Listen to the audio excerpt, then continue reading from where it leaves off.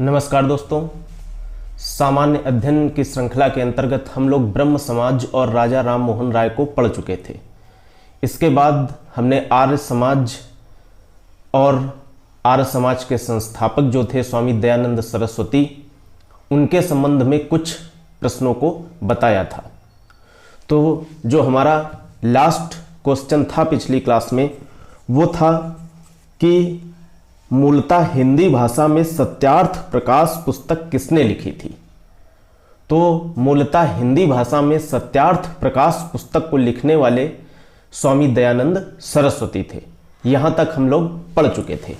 आज इसी के आगे प्रश्नों का अभ्यास करते हैं एक एक करके। तो देखिए, पहला प्रश्न है, किस पुस्तक को आर्य समाज का बाइबल कहा जाता है। वो कौन सी पुस्तक है जिसको हम आर्य समाज का बाइबल कहते हैं, यानी आर्य समाज के बाइबल के नाम से कौन सी पुस्तक जानी जाती है। तो यही सत्यार्थ प्रकाश पुस्तक जो स्वामी दयानंद सरस्वती के द्वारा लिखी गई थी, यही पुस्तक आर्य समाज का बाइबल कही जाती है, आर्य समाज के बाइबल के नाम से जानी जाती है।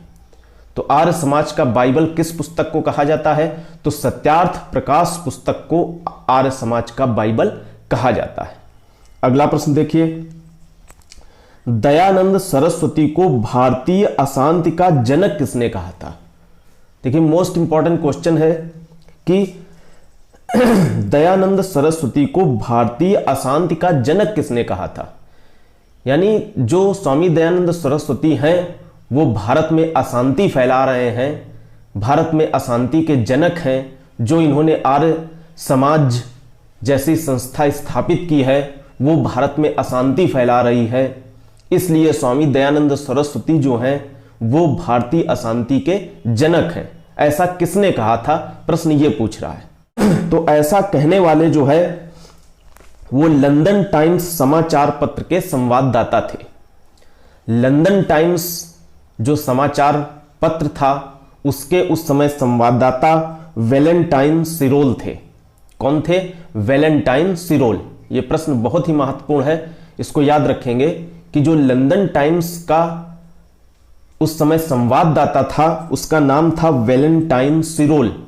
इसी वैलेंटाइन सिरोल ने ही एक पुस्तक लिखी हुई थी। उस पुस्तक का नाम था इंडियन अनरेस्ट पुस्तक। पुस्तक को भी याद रखेंगे कि किस पुस्तक में यह कहा गया कि स्वामी दयानंद सरस्वती और जो ये आर्य समाज है, ये भारत में अशांति फैला रहा है। तो वो पुस्तक थी इंडियन अनरेस्ट। कौन सी पुस्तक थी? Indian unrest. इसी इंडियन अनरेस्ट पुस्तक में उसने यह लिखा था कि आर्य समाज और बाल गंगाधर तिलक जो हैं, वो भारतीय अशांति के जनक हैं। बाल गंगाधर तिलक को भी शामिल किया था उसने, यानी स्वामी दयानंद सरस्वती को तो उसने शामिल किया ही किया था, आर्य समाज को और स्वामी दयानंद सरस्वती को उसने शामिल किया था कि ये लोग भारत में अशांति फैला रहे हैं, भारतीय अशांति के जनक हैं। इसके साथ साथ बाल गंगाधर तिलक को भी उसने शामिल किया था। बाल गंगाधर तिलक के संदर्भ में भी उसने कहा था कि ये भी भारतीय अशांति के जनक हैं। तो आर्य समाज और बाल गंगाधर तिलक भारतीय अशांति के जनक हैं, ऐसा कहने वाला लंदन टाइम्स जो समाचार पत्र है, उसका संवाददाता उस समय था वैलेंटाइन सिरोल। उसने अपनी पुस्तक इंडियन अनरेस्ट में यह लिखा हुआ है, यह कहा हुआ है। तो यह महत्वपूर्ण प्रश्न है, इसको याद रखेंगे। अगला प्रश्न देखिए, किस समाज सुधारक ने आबू पर्वत से लेकर हरिद्वार तक पैदल यात्रा की थी। ऐसा कौन सा समाज सुधारक था जिसने आबू पर्वत से लेकर के हरिद्वार तक पैदल यात्रा की थी। तो आबू पर्वत से लेकर के हरिद्वार तक पैदल यात्रा करने वाले स्वामी दयानंद सरस्वती ही थे, जिन्होंने आबू पर्वत से लेकर के हरिद्वार तक पैदल यात्रा की हुई थी। अगला प्रश्न देखिए, आर्य समाज की शुरुआत कब और किसके द्वारा की गई थी। आर्य समाज की शुरुआत कब हुई और किसके द्वारा की गई। तो हम जानते ही हैं कि आर्य समाज के जो संस्थापक थे, वो स्वामी दयानंद सरस्वती थे। तो आर्य समाज की जो स्थापना है, वो स्वामी दयानंद सरस्वती के द्वारा की गई थी। कब की गई थी? 1875 ईस्वी में। और कहाँ की गई थी? बंबई में। तो तीनों तथ्य याद रखेंगे। कब की गई? 1875 में। कहाँ की गई? बंबई में। और किसके द्वारा की गई? स्वामी दयानंद सरस्वती के द्वारा। आर्य समाज की स्थापना की गई। तो ये तीनों ही फैक्ट जो है महत्वपूर्ण है। अगला प्रश्न देखिए, आर्य समाज का आरंभ किन देशों के प्रभाव की प्रतिक्रिया में हुआ था? यानी आर्य समाज का आरंभ वास्तव में किन देशों के प्रभाव की प्रतिक्रिया में हुआ था? यानी किन देशों का प्रभाव भारत में हावी हो रहा था जिसका विरोध आर्य समाज ने किया और आर्य समाज जैसी संस्था का उदय हुआ भारत में, जिसके संस्थापक स्वामी दयानंद सरस्वती थे। तो देखिए, भारत में उस समय पश्चिमी प्रभाव फैल रहा था। लोग वेदों को भूल चुके थे, वेदों का अनुसरण नहीं करते थे। तो इस प्रकार हम कह सकते हैं कि पश्चिमी देश जो थे, पश्चिमी देशों का जो कल्चर भारत में हावी हो रहा था, उसी के प्रभाव की प्रतिक्रिया के परिणाम स्वरूप ही भारत में आर्य समाज का उदय हुआ था। आर्य समाज की स्थापना दयानंद सरस्वती के द्वारा की गई थी। चूंकि आर्य समाज के जो संस्थापक थे स्वामी दयानंद सरस्वती, इन्होंने कहा हुआ था कि वेदों की ओर लौट चलो। यानी लोग वेदों को भूल चुके थे, वेदों में जो बातें बताई गई हैं उनका अनुसरण नहीं करते थे, पश्चिमी प्रभाव हावी था भारत में। तो इस प्रकार से पश्चिमी देशों के प्रभाव की प्रतिक्रिया में ही आर्य समाज का आरंभ हुआ था। अगला प्रश्न देखिए, आर्य समाज सबसे अधिक लोकप्रिय किन क्षेत्रों में रहा था? देखिए, आर्य समाज जो है वो पंजाब और पश्चिमी उत्तर प्रदेश में, यानी जो उत्तर प्रदेश का पश्चिमी हिस्सा है और जो पंजाब का क्षेत्र है, यानी पंजाब और पश्चिमी उत्तर प्रदेश में आर्य समाज बहुत अधिक लोकप्रिय हुआ था, पंजाब और पश्चिमी उत्तर प्रदेश में। तो अगर आपसे प्रश्न पूछा जाता है कि आर्य समाज सबसे अधिक लोकप्रिय किन क्षेत्रों में रहा था, तो पंजाब और पश्चिमी उत्तर प्रदेश में जो है आर्य समाज सबसे अधिक लोकप्रिय रहा था। अगला प्रश्न देखिए, सर्वप्रथम स्वराज शब्द का प्रयोग किसने किया था?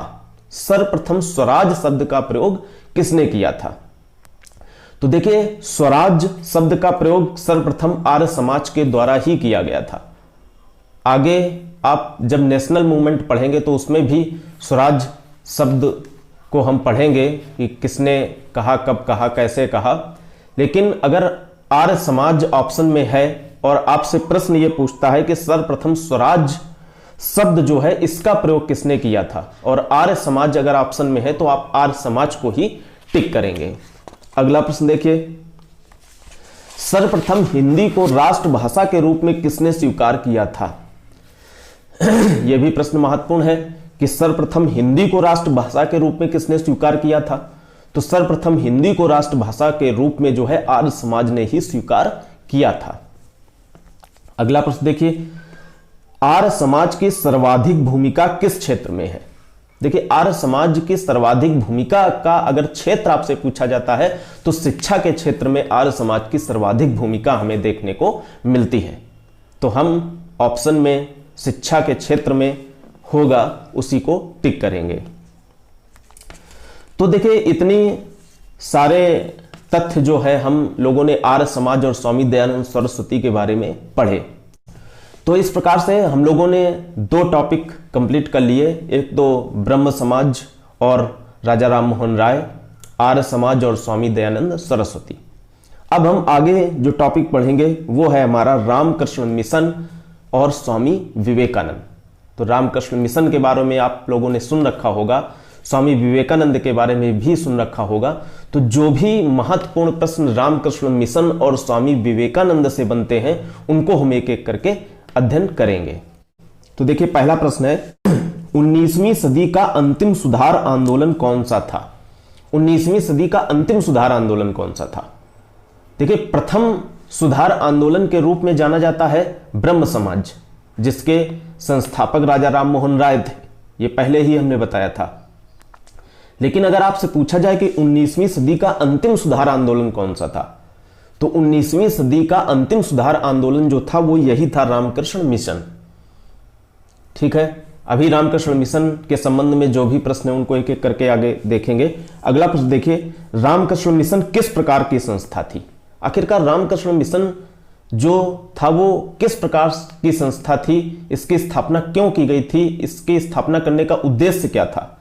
तो ये जो रामकृष्ण मिशन संस्था थी वो मुख्य रूप से मानव कल्याण से संबंधित एक सामाजिक संस्था थी। यह संस्था एक सामाजिक संस्था थी और मानव कल्याण से संबंधित थी, यानी मानव कल्याण से संबंधित एक सामाजिक संस्था थी रामकृष्ण मिशन, जिसका एकमात्र उद्देश्य था मानव का कल्याण करना। अगला प्रश्न देखिए, रामकृष्ण मिशन की स्थापना किसने की थी? तो देखिए, रामकृष्ण मिशन की स्थापना किसने की थी? तो रामकृष्ण मिशन की स्थापना आप लोग जानते हैं स्वामी विवेकानंद ने की थी, पहली बात। और स्वामी विवेकानंद ने की थी, कहां पर की थी? कलकत्ता में की थी। और किसकी स्मृति में की थी? तो स्वामी विवेकानंद के गुरु थे रामकृष्ण परमहंस। स्वामी विवेकानंद के गुरु थे रामकृष्ण परमहंस। रामकृष्ण परमहंस की स्मृति में ही स्वामी विवेकानंद ने कलकत्ता में रामकृष्ण मिशन की स्थापना की थी। तो तीनों तथ्य याद रखेंगे कि रामकृष्ण मिशन की स्थापना कहां पर हुई? कलकत्ता में हुई। किसने की? स्वामी विवेकानंद ने की। और किसकी स्मृति में की गई? तो स्वामी विवेकानंद ने अपने गुरु रामकृष्ण परमहंस की स्मृति में रामकृष्ण मिशन की स्थापना की हुई थी। अगला प्रश्न देखिए, स्वामी विवेकानंद का जन्म कब और कहां हुआ था? तो स्वामी विवेकानंद का जन्म 12 जनवरी 1863 को कलकत्ता में हुआ था। डेट याद रखेंगे, 12 जनवरी 1863 को कलकत्ता में इनका जन्म हुआ था। तो 12 जनवरी को चूंकि स्वामी विवेकानंद का जन्म हुआ था, इसलिए हम प्रत्येक वर्ष देखिए युवा दिवस मनाते हैं। प्रत्येक वर्ष हम युवा दिवस मनाते हैं, और कब मनाते हैं? 12 जनवरी को। तो इसी कारण हम प्रत्येक वर्ष 12 जनवरी को युवा दिवस मनाते हैं, क्योंकि 12 जनवरी को ही स्वामी विवेकानंद का जन्म हुआ था। तो उनकी स्मृति में जो है ये 12 जनवरी को युवा दिवस मनाया जाता है। और इनका जन्म जो है 12 जनवरी 1863 को कलकत्ता में हुआ था। अगला प्रश्न देखिए, विवेकानंद के बचपन का क्या नाम था? विवेकानंद के बचपन का क्या नाम था?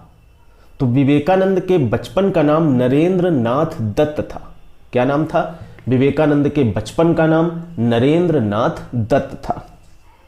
अगला प्रश्न देखिए, विवेकानंद के पिता व माता का क्या नाम था? विवेकानंद के पिताजी का क्या नाम था? माताजी का क्या नाम था? तो इनके पिता का नाम था विश्वनाथ दत्त। इनके पिता का नाम था विश्वनाथ दत्त और माता का नाम था भुवनेश्वरी देवी। यानी इनके पिता का नाम विश्वनाथ दत्त था और इनकी जो माता थी वो थी भुवनेश्वरी देवी। तो ये दोनों नाम जो है हम याद रखेंगे। अगला प्रश्न देखिए, विवेकानंद की मृत्यु कब हुई थी? तो 4 जुलाई 1902 ईस्वी को 32 वर्ष की अल्प आयु में स्वामी विवेकानंद की मृत्यु हो गई थी। और कहां पर हुई थी? कलकत्ता में ही इनकी मृत्यु हुई थी।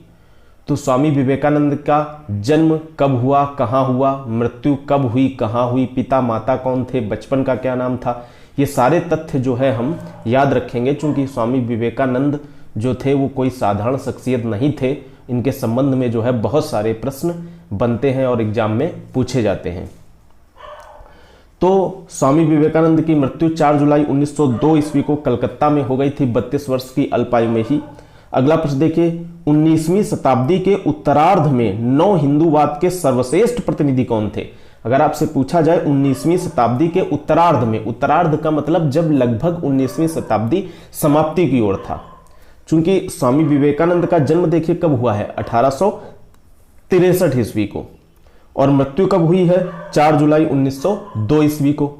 तो लगभग जो इन्होंने अपने क्रियाकलाप किए हुए हैं, जिन क्रियाकलापों के कारण हम उनकी पूजा करते हैं, उनके अच्छे क्रियाकलापों के कारण, तो वो लगभग उन्होंने 19वीं शताब्दी के उत्तरार्ध में ही किए हैं, लगभग जब 19वीं शताब्दी समाप्त होने वाली थी।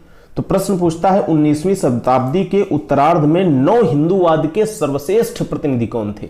तो नव हिंदूवाद के सर्वश्रेष्ठ प्रतिनिधि 19वीं शताब्दी के उत्तरार्ध में स्वामी विवेकानंद ही थे।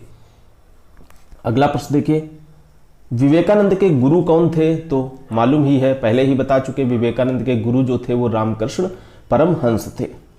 अब देखिए अगला प्रश्न है, रामकृष्ण परमहंस कहां के पुजारी थे? तो रामकृष्ण परमहंस जो है कलकत्ता स्थित दक्षिणेश्वर में काली मंदिर के पुजारी थे। कलकत्ता में जो है काली मंदिर है वहाँ के पुजारी थे। कौन? स्वामी विवेकानंद के गुरु रामकृष्ण परमहंस। तो रामकृष्ण परमहंस जो है वो कलकत्ता स्थित दक्षिणेश्वर में काली मंदिर के पुजारी थे। परमहंस का वास्तविक नाम क्या था? अगर आपसे पूछे रामकृष्ण परमहंस का वास्तविक नाम क्या था, तो रामकृष्ण परमहंस का वास्तविक नाम गजाधार चट्टोपाध्याय था। रामकृष्ण परमहंस का वास्तविक नाम गजाधार चट्टोपाध्याय था। अगला प्रश्न देखिए, 1893 में शिकागो में आयोजित प्रथम विश्व धर्म सम्मेलन, यानी 1893 में शिकागो में आयोजित हुआ था। क्या आयोजित हुआ था? प्रथम विश्व धर्म सम्मेलन। प्रथम विश्व धर्म सम्मेलन कहाँ आयोजित हुआ था? शिकागो में। कब आयोजित हुआ था? 1893 में। तो यहीं से बहुत सारे प्रश्न उत्तर निकल करके आ गए। तो 1893 में शिकागो में आयोजित प्रथम विश्व धर्म सम्मेलन, इसको अगर हम इंग्लिश में कहना चाहें तो world parliament of religion, world parliament of religion. तो प्रथम विश्व धर्म सम्मेलन जो 1893 में शिकागो में आयोजित हुआ था, उसमें भारतीय प्रतिनिधि के रूप में भाग लेने कौन गया था? तो आप जानते ही हैं कि स्वामी विवेकानंद जो है भारतीय प्रतिनिधि के रूप में भाग लेने गए थे 1893 में, जो शिकागो में प्रथम विश्व धर्म सम्मेलन आयोजित हुआ था।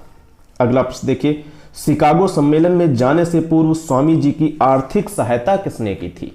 जब प्रथम विश्व धर्म सम्मेलन में स्वामी जी शिकागो जा रहे थे, तब उनकी आर्थिक सहायता किसने की थी?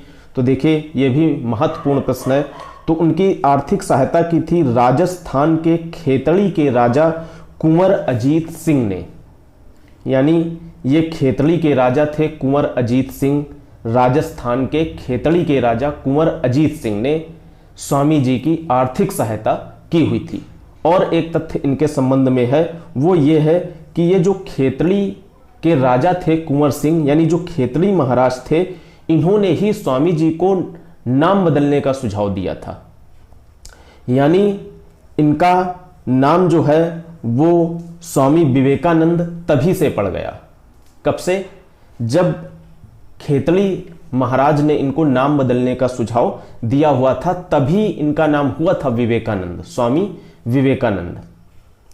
तो खेतड़ी महाराज ने इन्हें नाम बदलने का सुझाव दिया था और तब से इनका नाम हो गया था स्वामी विवेकानंद।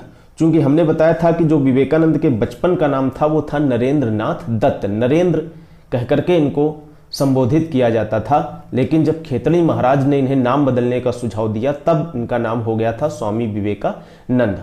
तो ये तथ्य याद रखेंगे कि राजस्थान के खेतड़ी के राजा थे कुंवर अजीत सिंह, इन्होंने जो है स्वामी जी की आर्थिक सहायता की हुई थी जब स्वामी जी 1893 में शिकागो में आयोजित प्रथम विश्व धर्म सम्मेलन में भाग लेने गए थे भारतीय प्रतिनिधि के रूप में, और इन्होंने ही नाम बदलने का सुझाव दिया था और इसी क्रम में इनका नाम हो गया था स्वामी विवेकानंद।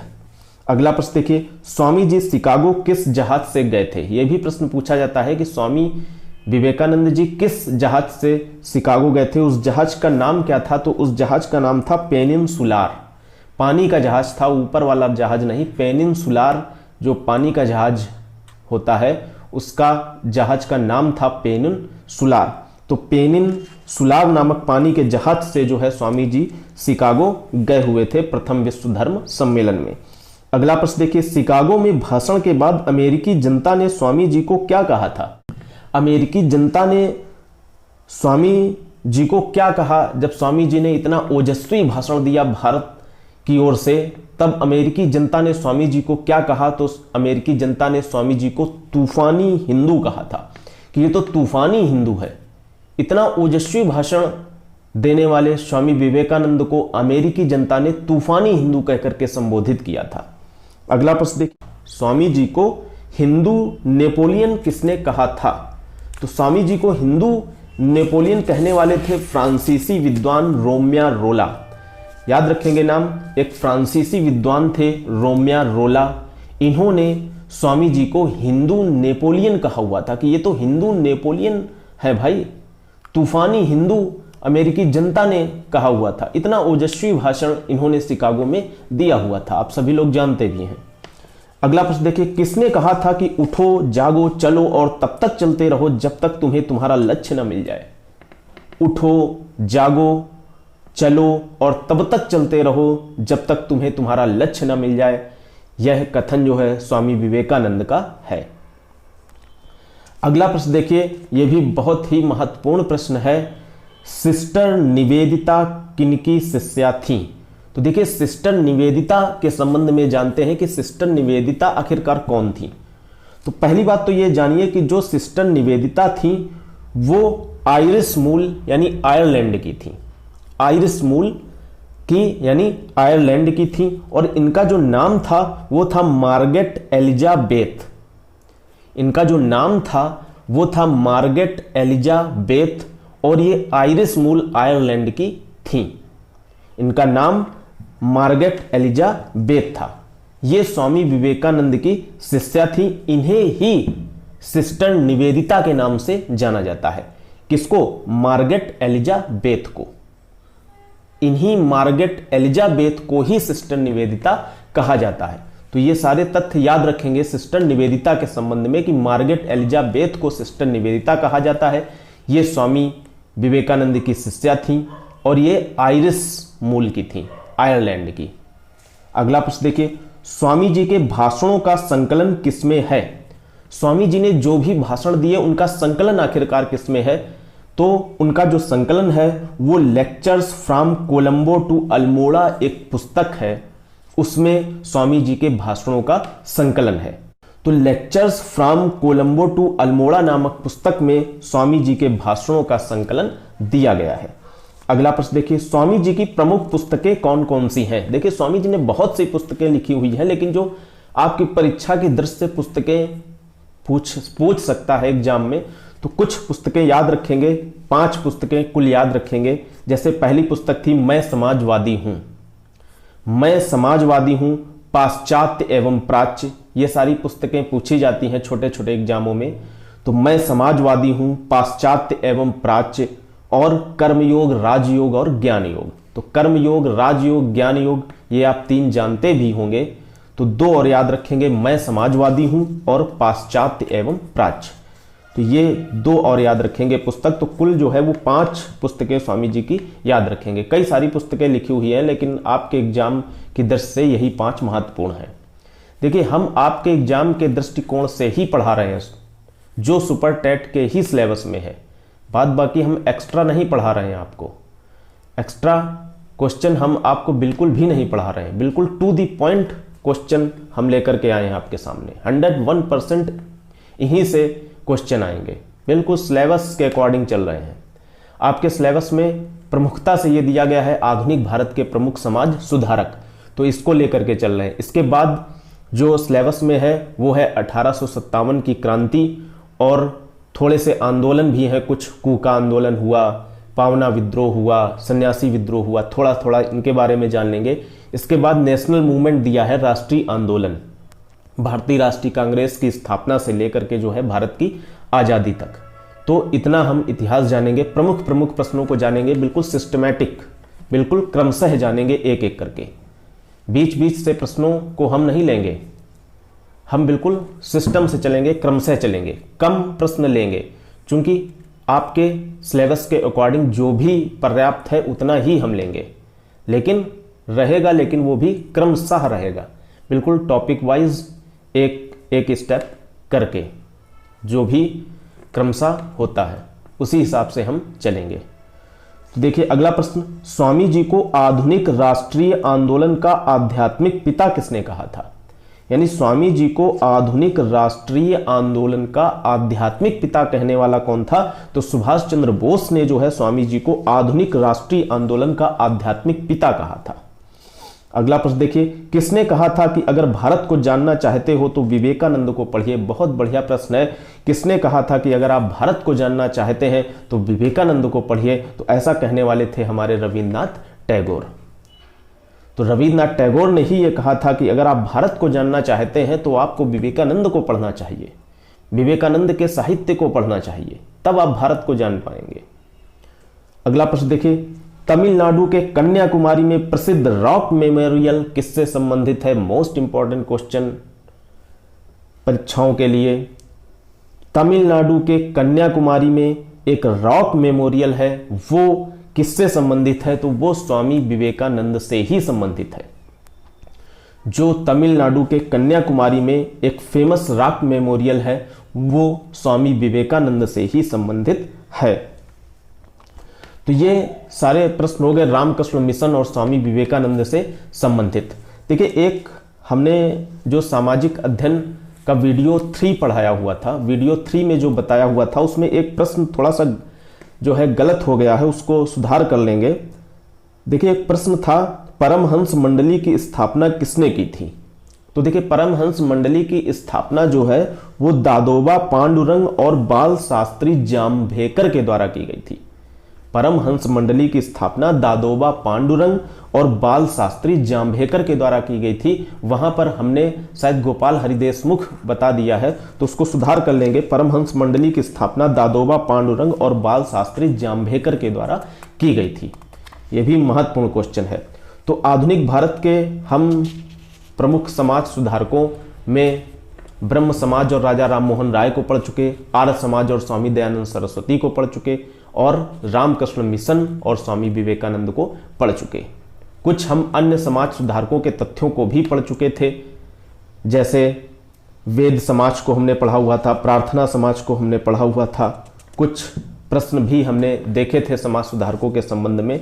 तो इसी क्रम को हम आगे बढ़ाएंगे। हम कुछ अन्य प्रमुख समाज सुधारकों से संबंधित जो भी अन्य महत्वपूर्ण प्रश्न बनते हैं उनको हम पढ़ेंगे अगली क्लास में। तो ठीक है, मिलते हैं अगली क्लास में। धन्यवाद।